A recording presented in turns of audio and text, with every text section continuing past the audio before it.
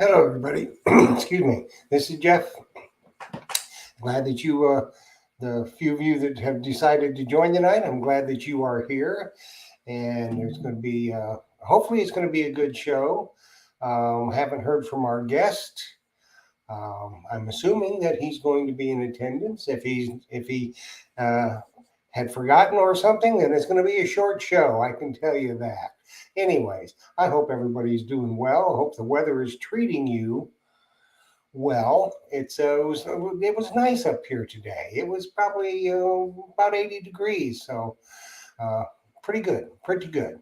Um, Now it's next week. It's going to go back down into the 60s, so it'll be cold next week. But I noticed some of y'all up there in the freezer land. It's not cold, but to me it's cold. So, anyways, a lot of good stuff happening.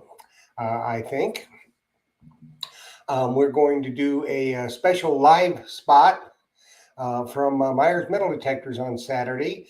There seems to be a dilemma with MindLab with their new detectors. All the distributors and such are out of stock or whatever. But I think the Guru, Myers Metal Detectors, has at least some Equinoxes in stock, I think. So we're going to do a little live spot on Saturday at about 1:30 to keep you up to date on what's going on with the chain of command, so to speak, or supply chain with MindLab and when Phil is planning on getting them in. There's going to be some changes to the Treasure Talk lineup. I just spoke with Detect Ed just about maybe a half hour ago, and he is just now getting in his parts for his Deus 2 shaft, so he wants to postpone his appearance on Treasure Talk for a while until he has the shaft all put together, and he's working on a couple other new things that he wants to debut on the show. So there's going to be a little change there. Like I said, lots of stuff going on. Lots of stuff going on. As you were aware, Monday night we talked with Pete from Dig Stock Events. That's going to be a really exciting hunt, which I will be in attendance. The Mumbles Man and myself are going to go to Dig Stock and see a lot of people. I hope to meet a lot of you that I have not had the pleasure of shaking your hand as of yet. But I certainly am looking forward to that. It should be a really exciting hunt. Lots of people there. So maybe I'll get lucky and find something. Yeah, you never know. I hope so. So that is going to be a real good time. And as always, we are being sponsored on that trip. Excalibur Shovels is sponsoring the Mumbles Man and myself on that trip. And we will be sporting our Excalibur shovels and our Excalibur apparel. So we will be there to represent as best we can Excalibur shovels. And hopefully we make the find of the hunt with an Excalibur shovel. That'd be cool, wouldn't it? So that's what's happening in that regard. We've got as you know, next week will probably be the last Treasure Tales for a while, and I'm going to go on hiatus. And we'll be doing the next time you will see us on Treasure Tales on Thursday night will be in April when we have the big epic show from Sebastian, Florida, with Terry Shannon, Captain Fismer, Mark Littleton, and Sid and KT Jones. That's going to be an epic show. That will be in I think the 13th of April. So that will be after next week. That will be the next time that you see us on a Thursday night. It's just need a little break. And so I'm going to take some time. I'll still be there at the Treasure Talk every week. But, the grind of working two shows and lining up guests and all that kind of stuff, I just need a little break from that. So I'm going to take some time on hiatus, and there are plenty of quality people out there live streaming. So I don't think you'll be in short supply of good viewing. So at least we hope not. So there, lots of good things happening. The detector world, as I understand it, there is a new update out for the Deus 2. And the way I understand it, it is for the new headphones to connect to your WS4 and your WS6 Master. I run two sets of headphones with my Deus 2, plus the bone headphones for water hunting. So I'm not sure. I'll probably go ahead and do it, but I think that's what it's about. Now, on a little sadder note, I just heard on the news tonight, and this is from my era when I was in my mid 20s and mid and late 20s. Crosby, Stills, and Nash were very popular. David Crosby, one of the founding members of Crosby, Stills, and Nash, passed away today. I guess he'd been ill for some time, and he passed. So that's a huge loss for the music industry. He had his demons, as we all do have our demons, but he was very talented. As if you remember, some of you people that are maybe as old as I am, most of you are not, so you may not remember it. He was one of the founding members of the Byrds as well. So anyway, enough about the music industry. We're talking detecting and treasure hunting tonight. So it's going to be a good night, I think. I see our guest is ready to rock and sock. He's in the green room. Very talented young man. So I think it's going to be good. Let's go through and see who all's here. Let me scroll back up to the top. Okay, first in the chat was the beautiful and very extremely talented Adele Lampersky Rutherford. Adele, how are you? I'm so glad that you were here tonight. She was followed closely by Andrew T., another good friend, Canadian friend. And let's see, Robert Ridgway from Pinellas Park. Hello, Robert. Glad that you joined us tonight. And Maria Reese, the wonderful and talented Maria Reese. From Palatka, Florida, is in the house. Glad that you're here tonight, Maria. Joe 4077. Hello, Joe. Glad that you joined us tonight. Iffy Signals in the house. Glad that you're with us tonight. And the guru, my brother from another mother, Phil Myers Metal Detectors, in the house tonight. Let's see who else is here. The Mumbles Man in attendance tonight. Fox on the Ground Detecting. Good to see you. Glad that you joined us tonight. Martin Bishop. And glad that you are with us tonight. It's good to see you. My other brother from another mother, John David, Plays in the Dirt, is in the house. And the Digging Canuck is in the house. Glad that she's here. Let's see.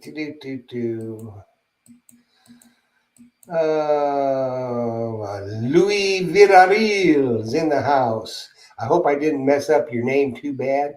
Glad that you're here. Let's see.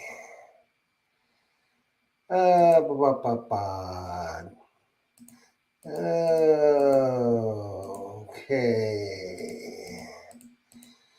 AAP's Variety Channel. Glad that you are here tonight to join us. It's good to see you. Let's see who else is in the house. Practical Ken. He's a very nice young man. He has been a guest on Treasure Tales before, and I hope that I get to meet him in person at Digstock.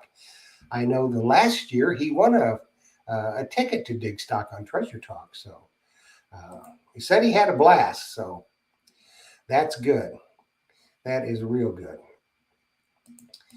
Let's see.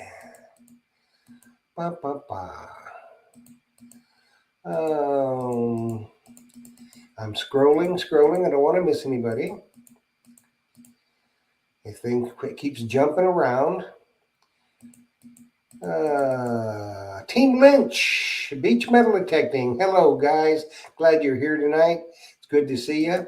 Hope you're finding all kinds of stuff on the beach.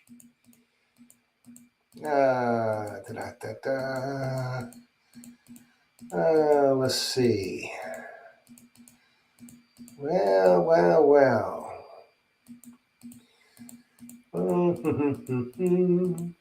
Brad Wilson. Hey, Brad. Glad you made it.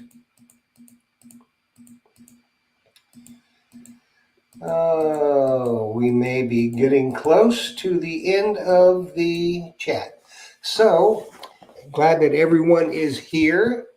Hopefully, you will enjoy our time together tonight. And maybe you'll learn a few things, and you're certain to learn something about the Key Date Kid.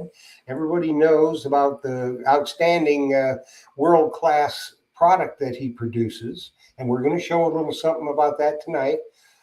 Excuse me. But a lot of you don't know that he's a very talented detectorist. And we're going to try to talk a little bit about some of his, he hunts a lot of ghost towns out there where he is at, and he's going to talk about that. And he's made some major significant finds, and we'll talk and see if maybe there's something new on the horizon with him or coming down the pike. You never can tell. He's always looking to make new products. So, and if you have not tried out one of the Excalibur shovels, you absolutely have to. If you're ever in the market, this will be the last shovel that you ever buy. There's none finer in the world.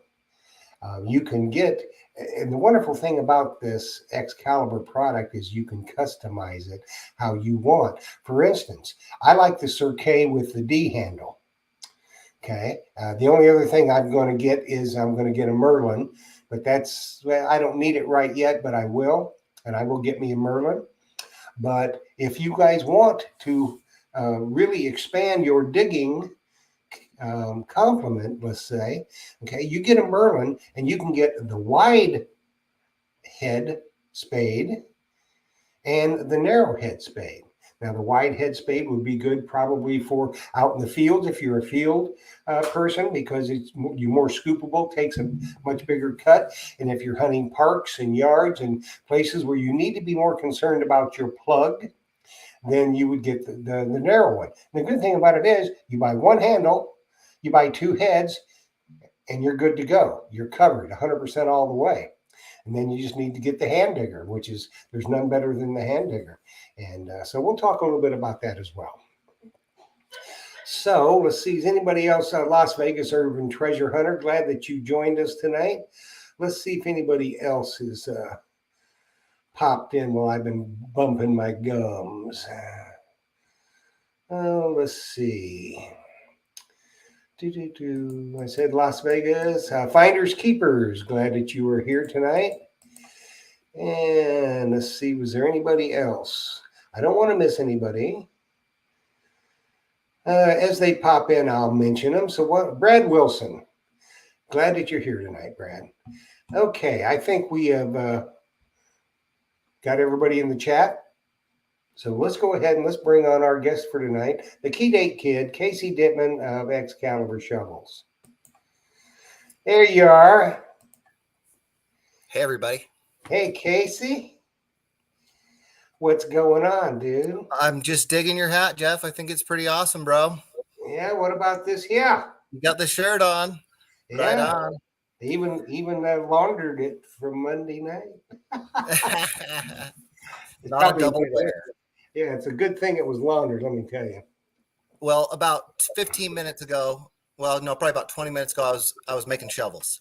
So I just came in from the shop and threw on the Excalibur hat and got ready for this.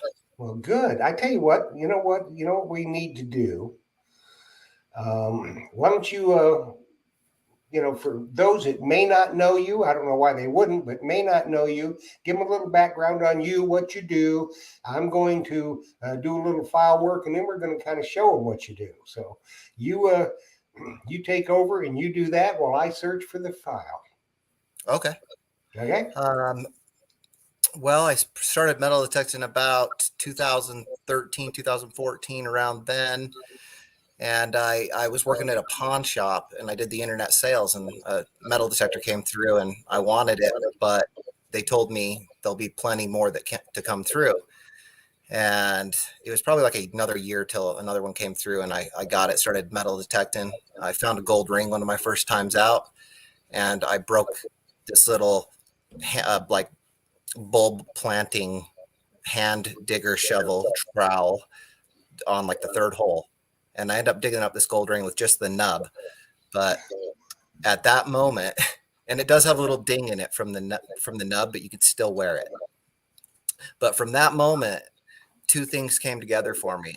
And the first thing was I got to make a tool that's going to last and hold up, no matter where you go, what you do, you have something that's reliable that you don't have to worry about breaking and everything. And the second thing was I was obsessed with metal detecting at that point. I had a Garrett Landstar, or not a Garrett Landstar, a Bounty Hunter Landstar. And that detector, it doesn't go very deep, but it misses a lot of the tiny stuff that our high quality detectors have the capabilities of. So it just hits on just solid hits, solid, good, bigger stuff like pull tab size and bigger. So I found 3 gold rings in the first year I started detecting them, and I've never done that well since. But so that kind of, that's what got me hooked on it. And then I became the president of the National Utah Token Society. I think my first year was 2017 that I was the president, and 18, and then 20 and 21. And so 4 times I've been the president of the Metal Detecting Club for Utah. And that's, my second year being involved with the club. I started having club members I started making them club shovels, and they would break them. There's a couple guys that just break them and come back, and I'd re-engineer it and build another one and have them try that. And I spent about 2 years with club members before I started selling them to the public. And that helped me a lot because I put in the time and effort and perfecting the design so that I'm offering something that's been tested and proven in many environments. We have beach-like environments here with the Great Salt Lake, got the mountains, we got just rocky terrain out here, we got the desert. So there's a lot of conditions that we can test in here, and it's proven to hold up very well all over the world. I've sent them all over the world, Europe, and lots to England and Australia, and even over in the Middle East. And I just sent one to Thailand a couple weeks ago. So a lot go to Canada. Thanks, Yeah. Liz. Well, they go all over because without a doubt, it's the best digging implement on the planet Earth. You can't break it. They're pretty sturdy. The defect rate is low, and that's where we want to keep it. We're in reality, we're in the real world, so things can happen. But I have a less than 1% defect rate, and there's some wood right here. I'm knocking on some wood. I'm not testing anybody. I don't want you guys to yeah, there you go. But I'm not testing anybody. I don't want anybody to go out there and try to just break them and all that. But the thing is it's like your car. If you get a nice car, you take care of it. You love that car. You don't want scratches and dings on it and all that. So when you get a shovel, if it's your go-to, and you got a boulder in front of you and you're cranking it, you think about your tool and how much you love it. And is it, 99 or out of 100 things we dig up is trash. So, you could just damage a tool, no matter whose it is, over something that's worth nothing. Yeah, they wouldn't try to push the rock out of the way with their detector. So why try to use your spade like that? It doesn't Yeah. make it doesn't make any sense. Yep. And I have built these shovels to cover a lot of that kind of behavior. So these things, they're that tough. They hold up to a lot of abuse. Um, but you know, like I tell people, it takes years of experience doing this, and I've been doing it over 8 years now, and with that knowledge, it just puts these things so far ahead of a lot of the other digging tools out there. Yeah, I'm I'm seeing a obsessed lot with of this. comments, Case, about the best there is. Uh, from the Mumbles man, he says, in his opinion, it's the best shovel and digger available, and that is true. That I is true. truly believe it.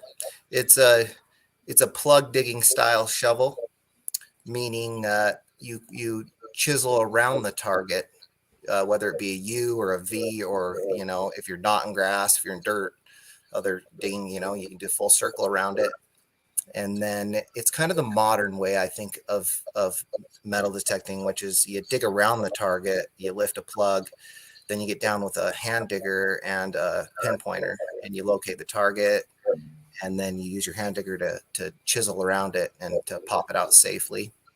I know Well, the one of the things I really love about your hand digger, other than the serrations on both sides, is the grip.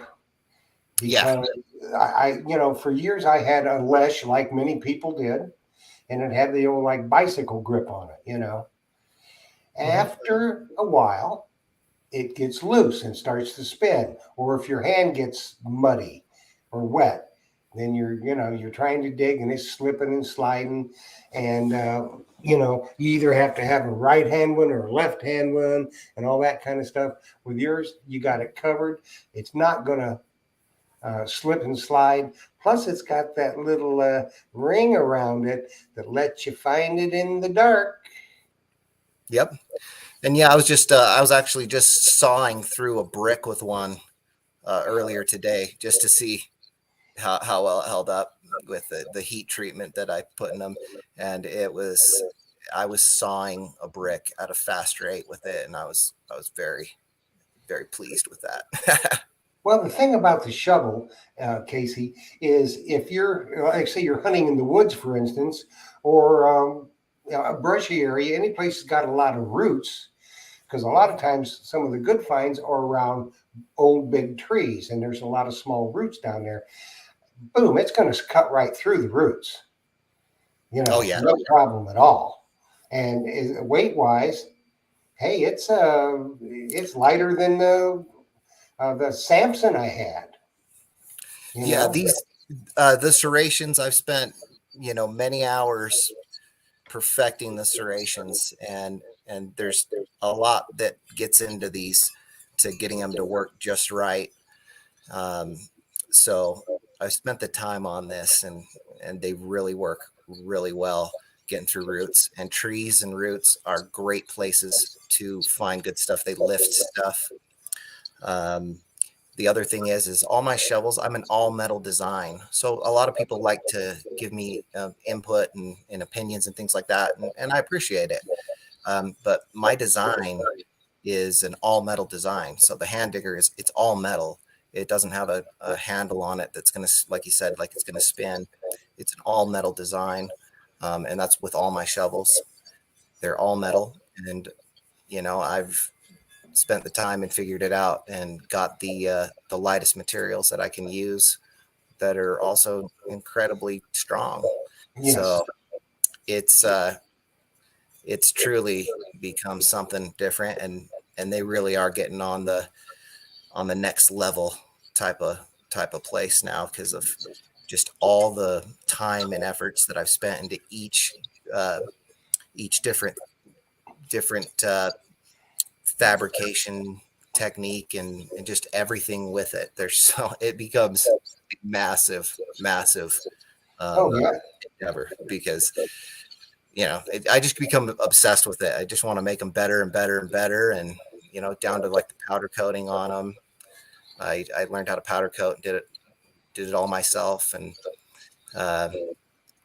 there's just so much that I've put into these now that they really are coming through, and a lot of people are switching to Excalibur, and it's really cool. It's flattering, but I'll tell you guys, I am putting the time in, and it's been since after Christmas, because that's what everybody happens to everybody is they get the detector for Christmas, and then they're like, how am I going to retrieve the target? Yeah. And that's where I come in. And so after Christmas every year, before Christmas picks up, but after Christmas, that's my busiest time of the year. So people got money for Christmas, Casey, and they go, yep. hey, now I can get what I want. So yeah. You don't mind that this is a busy time of the year? Not at all. Not at all. It's frozen over here. We had 2 feet of snow here 2 weeks ago, and it's pretty much all melted off now. But so it's not that great a time to be detecting, even though I like to go in the winter. I think it's really fun if the ground is thaw. And but it's been 10 to 12-hour days of shovels every day for the last, I don't even know how many days now. Well, that's the thing. It shows the dedication that you have, because when people place an order, if they don't buy it through a dealer and they buy it directly through you, you don't want them to wait for 3 to 4 or 5 months. Say, well, I'm backed up, yada, yada, yada. You put the time in, but you don't skimp on the quality of the build. That's right. And that's the key thing. Yeah, I put the time in on every shovel. These things are not, this is not an easy thing to do. And I put the time and effort in on each shovel, and making sure that the quality control is there. So I look over every bit of every shovel that I fabricate and make sure that it's the best. Well, it shows. And and the thing, I think many things that people like about them, other than how well they work, how well they're designed, is when you came out with the Merlin, that was the coup de grace. And I'm sure you probably got something ticking around in your head about something else, but right now the Merlin is the quill. And with your wide spade and the regular, I mean, anybody that is a detectorist that, let's say does field hunting, that kind of thing, or yards and parks, why would they not want a Merlin with the double head? Yeah. And is Iffy Signal still in here? Yeah. Well, we are going to have a triple head soon. So you guys are just going to have to wait and see for that one, but it's going to benefit the I had a guy, I think his name was John in Pennsylvania, asked me about something, and it gave me this idea, and we've got another one coming, and it's for the field hunters. Oh, that'd be interesting. And that should be a huge hit in England. Yeah, it would be great for England. Even in, like, say, Australia, out in the outback, when they hunt out there, or even if somebody wants to use the shovel on the beach, Yeah, people do use shovels on the beach. That's the beautiful thing about the shovel, is you can use it. It covers the largest amount of digging environments.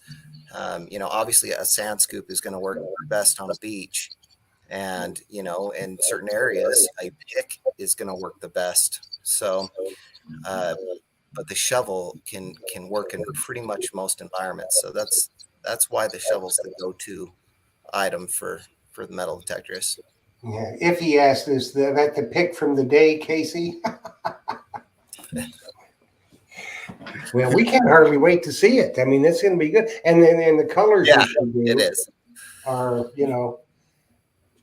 that's pretty cool. So you pretty much got it made. Now, we've been talking about your quality.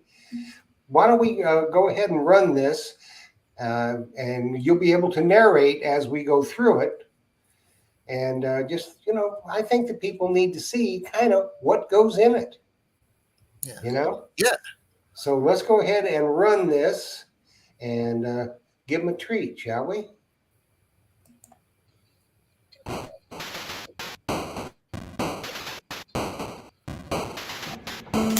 There we go.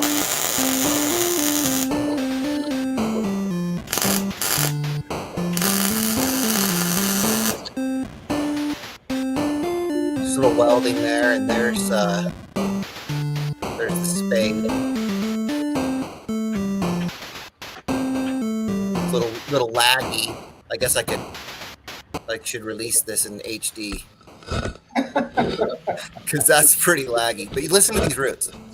Well, Casey, you need to be busy building shovels, man.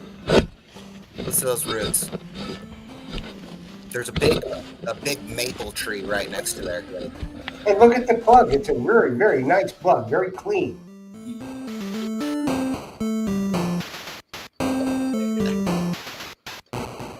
And that's another thing is we're looking into attending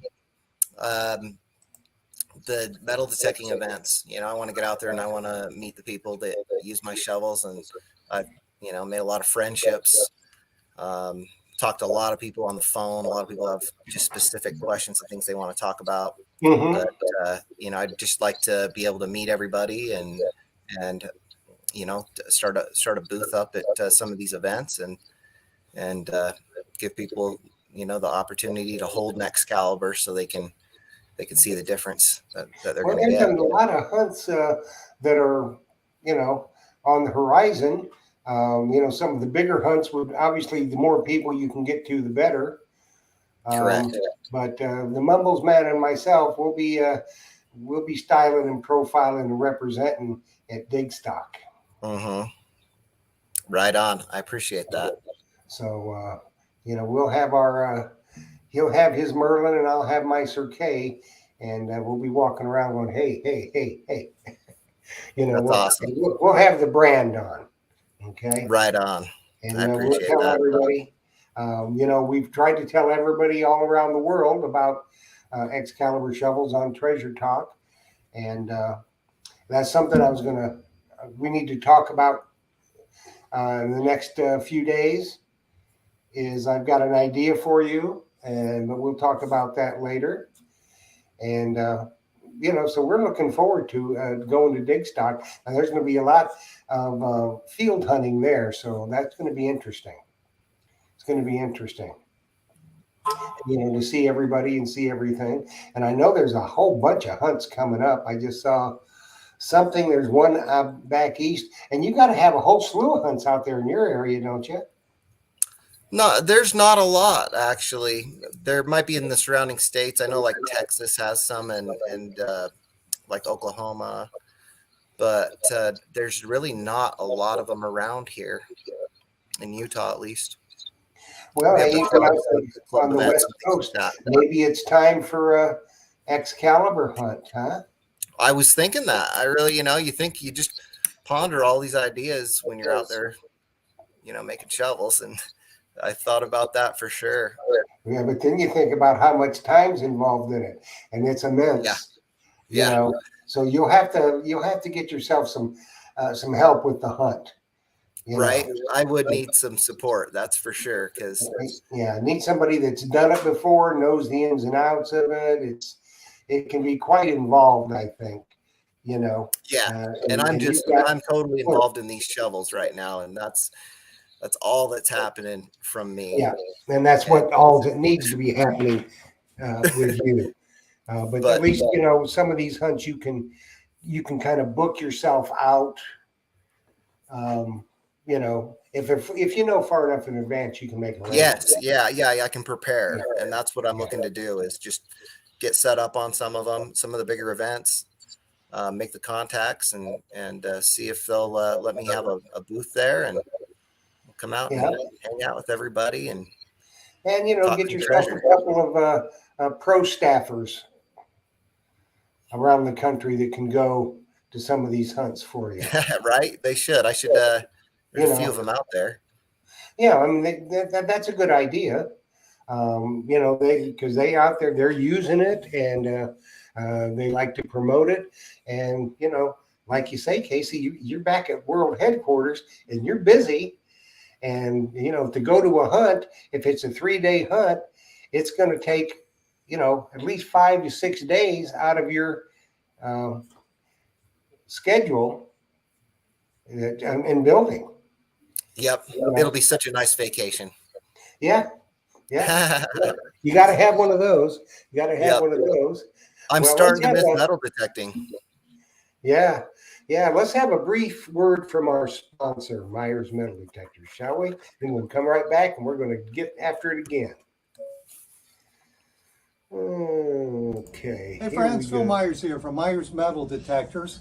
And today I'm going to show you a really cool Christmas gift for your favorite metal detectors. And if that's you, that's fine too. You could be your own favorite metal detectors. That's the Excalibur shovel, and this is a Merlin version, which means you can take this apart. Let's say you're going on a hunting trip, you need to travel with it. There's 2 push pins, pops out. It's very durable. I don't think you'll find a finer shovel for metal detecting ever. And then this is the second head that you could put on the same shovel. So if you needed something that was smaller, working in somebody's yard, you don't want to go with your great big shovel. That is an awesome tool for metal detecting. Also, check out the Excalibur digger. It's none finer here. And then I had a good friend of mine who's an excellent leather worker, make some sheaths for him. This package is available on my website, myersdepot.com, or on eBay. I have it, Metal Detector Guru on eBay. So check them out, come in the shop, or purchase it online. Phil Myers for Myers Metal Detectors, 813-237-1939. Happy hunting and dig deeper. We know that guy, don't we? We do. Right on, Phil. He is. I tell you what, man. Since I got you hooked up with him, he sold a lot of shovels. He has sold a lot of Excalibur shovels, that's for sure. Yeah. Appreciate that. And I'll just tell another quick story here. Another guy that I talked to about Excalibur to was Sal Gattuso. And he's the one that Mumbles Man and I went to England with. And I told him, I says, because he tried to pack a shovel over there, and the shovels over there that they give us on these digs are just not great. I said, what you got to do is you need to get up with them and get a Merlin, because it breaks down and fit right in your backpack, bing, bang, boom, or in your suitcase, and you're good to go. So I think he did get up with you. I think they bought a whole bunch of hand diggers and shovels, I think, but they, for their England trips, didn't they? Yeah, Sal. Yeah, he did. He bought a bunch of hand diggers. Yeah. So that's something. If any of you people out there are thinking about traveling, even if you're just going to travel across the country to one of the major hunts, that's something to think about. You get that Merlin, and like soon you'll be able to get 3 heads for it. But right now you get 2. It covers anything that you're going to do. It'll go right in your suitcase that you can just check your bag right on through. You don't have to worry. And do that again, Casey, because a lot of people think, well, how hard is that to do? You can't put it on backwards. This right here, yeah. This right here, I've been doing this now I've been messing with this connection for a long time, like 6 years. So there's a reason I do it like this, because if I could do it any easier, I probably would. But that doesn't hold up. You got to have some strength. So check this out. So we got like this. I just tell people, put the handle to your side, and then you just twist it and pull. Whoops. And there's the connection there.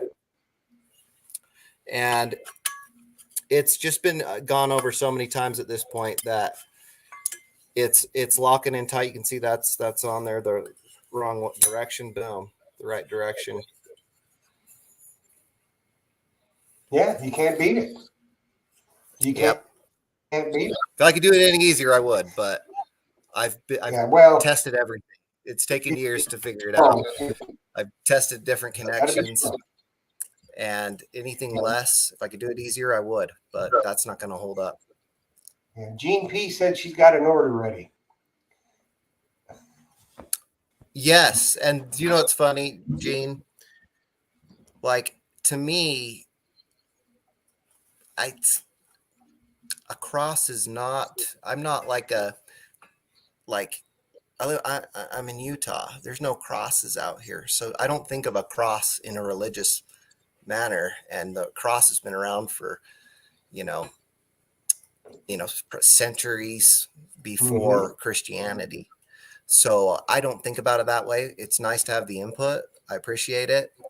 Um, it's interesting to hear someone's different point of view. I just never have thought of a cross in a the cross on my shovel. I've never thought of it in a religious manner. A cross in some of the oldest um, parts of history, it just represents life, and Yep, that's it it. does. Just life. It doesn't mean anything about Christianity or anything like that, and I don't mean anything by it. Um, I just have. Probably the thing that's different from my situation is I'm in Utah, and there are crosses, but for the most part, there you rarely ever see a cross here. Well, there's plenty of other stuff in Utah. You got a lot of ghost towns, right? There are a lot of ghost towns out here, And that's and primarily where you hunt, isn't it, Casey?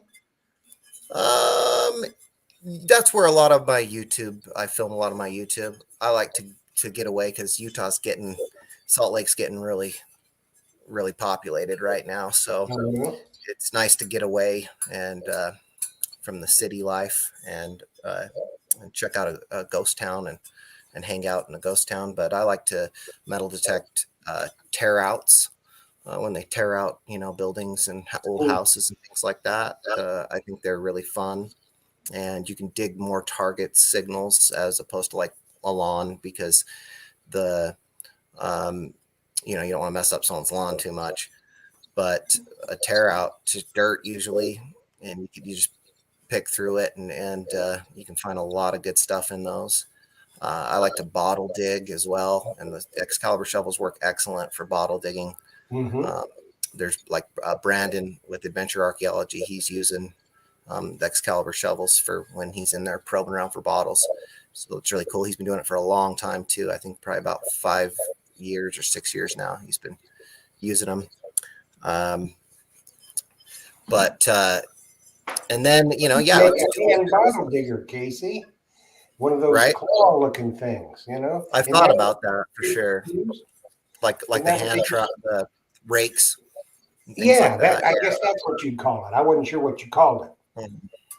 Yeah, I You have know. like a rake in my patent on um, that I've kind of come up with. Well, that should be a good addition Hmm. because there's an awful lot of bottle diggers out there.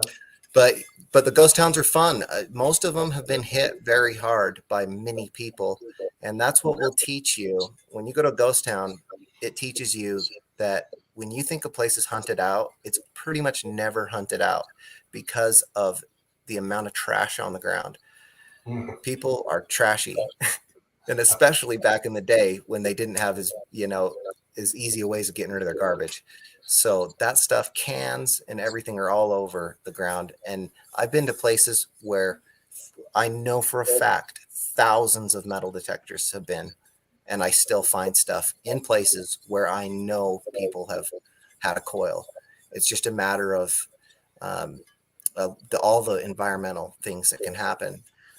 Someone was telling me recently. I talked to a lot of people calling me about the shovels. We talk treasure and all that. And someone had told me recently that they talked to a geologist and they said that a coin, due to the environmental conditions, can move 11 inches in 1 year.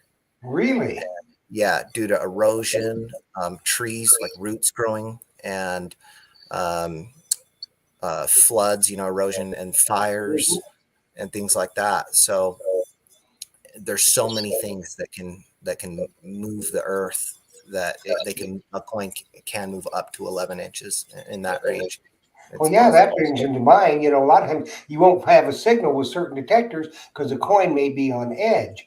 But then you have a lot of heavy rain or something and go back a couple weeks later and or in that same spot, maybe it's shifted a little bit and then you pick up the signal loud and clear. So I Right, never thought that's about right. it that way, but that's exactly right, isn't it?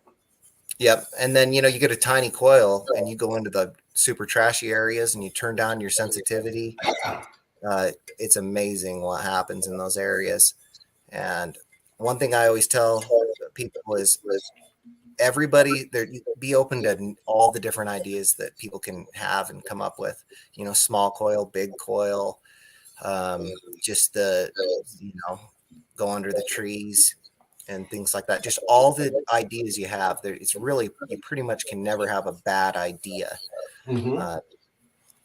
But yeah, some of these places we go to there, you know, you see, you know, sometimes we'll be pulling ticks off of us. I haven't had them, you know, get on my skin, under my skin or anything, but sometimes, you know, you're pulling your jacket off or your shirt off at the end of the day, and they're in your clothes, and you're just like, it just gives you the heebie-jeebies, man. Yeah, it does. There's that new thing going around. There's a particular gentleman I metal detected he owns a ghost town, and he told me that his neighbor got a tick bite, and now they're allergic to beef. Wow. Yeah, and and I think even pork. But there's a new tick. I think it's like the Lone Star tick disease, and I'll be darned. you become allergic to beef Huh. and I guess pork too. But Well, beef, you know, after the prices went up, I became allergic to it. You know, I'm fixing to become allergic to eggs, I think. but it's really fun, you know. And most of these places you go to are typically like a mining environment, and they just have the hardest lives, you know. And it's sad because their lives tended to be short, and they just what they breathed in a day. It didn't matter what type of mine you were in, whether it be, you know, coal or like a hard rock mining like gold and silver, just any type. Just what you inhale, the dust down there, it's so bad for you. And Well, they I didn't know have from respirators and experience, safety glasses. when I was a kid, see, up where I grew up in central Illinois. Hmm. Okay, that was a big coal mining area. Yeah. And what they did back then is, you know, this was in the 50s. After the coal mines, all those big holes started filling in, you know, naturally with the rain and the groundwater Yep. and everything like that, and made all these wonderful lakes. And so they'd stock them with fish and stuff like that, and you know, turn them into clubs. So we happened to be a member of this one, and we would go out um, back in the areas where they used to have the little mining towns. You know, even the coal miners had little towns. Oh You know, yeah. and there was no vegetation. It was just, you know, debris piles, and we'd find all kinds of stuff. You know, trinkets and all that kind of stuff. Of course, we didn't do any metal detecting then or anything like that, or no digging, but we would find a bunch of stuff. Now I just wonder how much stuff you could really find now with with a good detector. That'd be interesting to see. But Yeah. so that Oh yeah. You know, there's coal mines that I go to, and you know, I've probably found, I don't know, at this point, there's one I've probably found 20 barber dimes at. I've never got a seated there, but yeah, probably 20 barber dimes just from these mining areas, and they were coal mines, well, that and probably would have been the they're time all full period of for the stuff. coal miners, wouldn't it? Just a rough life for them, Oh you yeah. know. Like it's a lot of the hot sauces was because they had it was like their taste was destroyed, and they called it like black lung that they Mm-hmm. would get breathing it, and so they couldn't taste anything but hot sauce. That's the only flavor. So as a result, they were putting hot sauce on all their food. Well, then as a result of that, then all of a sudden, all these bottles that you were digging up, you know, they're all for your stomach. You know, milk of Mm-hmm. magnesia, syrup of figs, bromo seltzer. They're all to help your stomach out. The Castoria bottles. Yep. So it's And just later interesting. for their breathing. You know, Yep. there was a lot of the people that were coal miners, specifically, let's say, like in Virginia's, West Virginia, any place there was a lot of mining, there was heavy incidences of emphysema because that's Yes. the black, they called it black lung, but that's pretty much what it was emphysema. You Yeah. know, people that are heavy smokers get it. The miners got it, and I even think some of the the gold miners probably got it because they were breathing in the dust all the time when they were digging in the coal in the gold mines and stuff. So And even the gold mines, that quartz dust, that's a killer. yeah. That's substantially that's every bit as bad, or because it's silica, so you get Mhm. silica poisoning from the quartz. So Yeah. that's another one. But these guys, they lived shorter lives, and it's you could never exactly experience their life for how they lived it, but getting to find some of the things that they left behind, it gives you an idea of it and lets you kind of somewhat put your feet in their shoes. Yeah, because you Another never one, got too much fancy stuff, because they had to live very simply because yeah, 90% of the time they got paid in company script that went to the company store. I've experienced those type of places. One thing is the coal mines have you find you find lots of pennies and nickels and Mm-hmm. dimes in the gold and silver mining towns. You end up, it turns out that you can find, you find quarters and silver dollars and half dollars. Yeah. It's interesting to see the difference. Oh, sure. I had a friend, his name's Dr. Steve Lacey. He wrote a book called Last of the Bandit Riders Revisited Again. And it's about Butch Cassidy. Uh-huh. And it's by a gentleman named Matt Warner. And Matt Warner was one of Butch Cassidy's best friends. And he wrote this, and it was published in like Life magazine, I think in like 1938. But this Dr. Lacey has gone back over the book. He went over it with the relatives while they were still alive with his daughter, Matt Warner's daughter. But he firsthand account of Butch Cassidy and what Butch Cassidy was doing out here. Well, his dad had been doing uranium roads in the 1940s when they were looking for uranium, and through this area. It's called Robber's Roost, and back in the day, and he found these two women's names carved in the wall, and he found little dwelling and a buckboard, which is a wagon with the wheels taken off, and they researched the names, and it turned out that they have these books that the proprietors would sign, and they'd sell things, and these women found out were out there hidden in this Robber's Roost and it said 1896, and it corroborated with Butch Cassidy and Elsie Lay, and Elsie Lay was a friend of Butch Cassidy's, a man, and he so hit Butch Cassidy, Elsie Lay, and Maud and Ella, I think were the two females' names. They spent the winter out there in Robber's Roost together. And this Dr. Lacey asked me if I'd come metal detect it. And funny thing is, he's like, no one's ever done it. And then when we got there and I started finding stuff, he told his friend, he's like, how come you didn't find that? And apparently his friend, he tried to get his friend to find some stuff out there. But I ended up finding a pocket knife that Dr. Lacey has labeled that it could have only been Butch Cassidy or Elsie Lay's. So very likely that Butch Cassidy used it, and he has it encased and on display in his museum. And Well, if you guys ever that's go to this guy's museum, it's one of the most incredible museums you'll ever see. He has the sash that was wrapped around Abraham Lincoln's head after he got shot, and it's known that he has it. And he's got John Wilkes Booth's autograph right next to it, and he's got the first Superman and first Batman comic books sitting in the same case. And there's stuff I don't tell people about that's in this guy's museum that people are just shocked that I would forget to tell them. He's got one of Harry Houdini's jackets. My goodness. He's got the jacket that Clark Gable was wearing in the filmed jacket that Clark Gable was wearing in Gone with the Wind when he said, frankly, my dear, I don't give a damn. The jacket he was wearing, he has that in his museum. And he was going through the pockets, and there was a bunch of tobacco in a pocket, so he put it in a little baggie. So he was Mhm. rolling cigarettes. Clark Gable was probably rolling some cigarettes.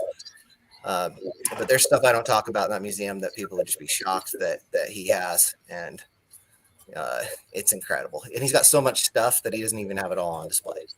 Oh yeah, there's probably a lot of that. Now, when you do some of these old west ghost towns, you find a lot of artifacts that you can research back. Oh yeah. There's one I was thinking about. There's tons of things you can find. But anyways, one last thing about that book. That's The Last of the Bandit Riders Revisited Again. I got credit in the book for finding that pocket knife. That's what the finisher was on that story. But the relic stuff. One cool thing is I was metal detecting in a coal mining ghost town last year, and I found like a little badge, and I forgot what it said on it, but I researched the old newspapers to find out, if I'm really stumped, because most of the time you can find it searching on Google or even searching on eBay in the finished listings, finished sales, or ended listings. But I was in the newspapers and I was reading about this. I found the article from this, and these badges were just made for one purpose. And these kids that were young, they were like junior fire scouts or something like that. They had gone and helped fight a fire. These kids were I think they were as young as 8 or 10 years old.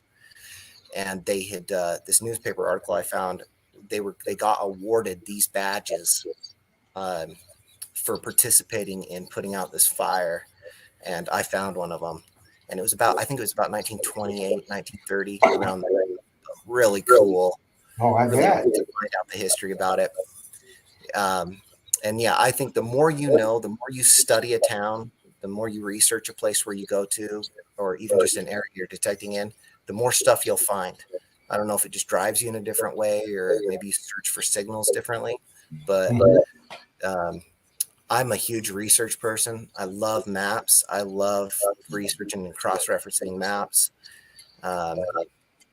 It's helped me a lot. And what about stagecoach stops and stuff like that? There should be a lot of them out there, right? Yeah, yep. And I believe they tend to be about every 15 miles. And yeah, I've metal detected some stagecoach stops. Some of them are, there's nothing. Mm-hmm. And some of them, maybe you're not in the right exact spot. That's what I think when I don't find stuff, Yeah. or even glass or any signs. Mm-hmm. The others, I found a silver dollar at a stagecoach stop. How old was it?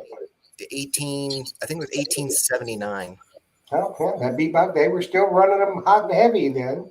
Yep, Yeah. and they the area, it's still, used to this day. It's still, people still go through there, and they probably don't know it, but I did. Well, you find a lot of old west artifacts and stuff from that kind of thing, cartridges and Yeah, it's neat to find. weapons. Yeah, like Henry repeaters, the shells from them. You can see the little nick on the side of the rim fires. Mm-hmm. They're really cool to find. Yeah, we'll find 3-ringers out here. There was the civil, right before the Civil War, the military was out here doing some work. So there's some military places that you can go to and whatnot. A lot of them now you can't, but if you work hard enough research, you can break it on something. You ever find any guns? I found a lot of cap guns, and I guess there are cap guns that are for the cows. They have a gun that they fire off for the cows to come to get to eat, and they're not a cap gun. I don't know. I've been told that by people, but I have not found a gun. I don't believe any sort of a gun besides a cap gun ever. And I'm sure stuff like that's out there. I know that those kind of signals are a little different, and I do listen to all metal. A lot of it in all metal mode on my detector. So Which detector are you using now, Casey? I have the Equinox 800. Okay. But I'm interested in the new ones that are coming out, and even the other brands, you know. But there's so many good brands. I don't think you could really go wrong with the big ones right now. Now there's plenty out there for anybody, any kind of detector that anybody wants. Well, you know, your time is coming where you're going to come across an old Winchester 71 or something like that, or an old Henry, as somebody you know, left someplace, and you're going to discover it. Yeah, there's, you know, a lot of suspender clasps and buttons. I found an old pipe that their teeth marks were still in it. Pretty neat. Lots of marbles. I run into a lot of marbles, so I see that, you know, like the clay ones and Bennington style marbles, German swirls, and the porcelain marbles. There's lots of marbles out in the ghost towns. And, you know, I like bottles too. I think the bottles are cool. I've got a lot of inks, and then, you know, like the stomach ailment bottles, you run into those. Any old whiskey bottles? I have, you know, the ones that I found are they're just slicks, a slick style. So not really much of a value to them. But there's one that was found out here that was like, it was from California, a California bottler, and I think they sold it for like $30,000 or $40,000. Wow. Yeah. Wow. From what I understand, though, back in the day, in the saloons, they had the kegs of whiskey, and they would fill the bottles up. Yes. Just right. That's what you would call a slick, right? And just a slick is like a non-embossed bottle. Yeah. Yeah. Like a bottle. Yeah, it's got. And they just fill it up if you know, these bozos wanted to drink a bottle of whiskey. Yep, I found a lot of barrel taps. Found a lot of barrel taps. You know that they were drinking aplenty. Yeah, I guess they did a lot of drinking. It was like back in those days. It was really a lot of drinking was medicinal. They of used course it. It was. I got a cold. Give me a bottle of whiskey. Boom. During Prohibition, I'm sure a lot of people know about this and have dug these bottles, but during Prohibition, you could get a prescription for alcohol and whiskey, so you could still drink during Prohibition. You just had to have a doctor. A popular doctor too, wasn't it? Yeah, you had to talk about doctor shopping and all the stuff that goes on. I bet you it's always been going on. And yeah, back in those days, they were it again now they were wanting to get their drink, or they were making it in their bathtub. That's right. That's right. Well, you know what, Casey? We done blown through it better than an hour, son. Right on. So it's time for you to go back and build some more shovels, because I know you got orders. And I think probably Philip's about ready to place another order with you. And we'll get him taken care of. As soon as you get that new one out. And I know we got you coming up on Treasure Talk in a couple of weeks. Pretty sure. I think it's in February. Yes, it is. And you probably have something new to debut then, won't you? We just might have it ready for the show. Cool beans. Well, Casey, I can't thank you enough for being here tonight. I'm looking forward to representing at Digstock, and I hope we do you proud. I'm sure you will. And we look forward to seeing you soon. So it's been a pleasure. All right. I'll do my best. All righty. Thanks, Casey. I'll see you soon. Thanks, everybody. Just a great young man, I tell you what. And like I said before, if you want the best of the best for digging equipment, then you got to have an Excalibur. There's just no ifs, ands, or buts about it. He'll customize them in a color that you want. You can get T handle or the D handle. I happen to prefer the D handle. There's nothing better made anywhere on the planet. I can promise you that. Hand diggers as well. And he's always searching for the new thing. And he's going to possibly debut something on Treasure Talk on February 13th. So we thank everybody for watching. Be sure that you get over on and enter for the contest if you're a member on Treasure Talk YouTube for the American Digger Show Monday night. You may win a subscription, either print or digital, or a renewal. if you're already a subscriber, which you probably should be. So make sure that you join us with Butch Holcomb for Monday night, and we'll see you then. And everybody, hope you have a good night. Happy hunting and dig deeper.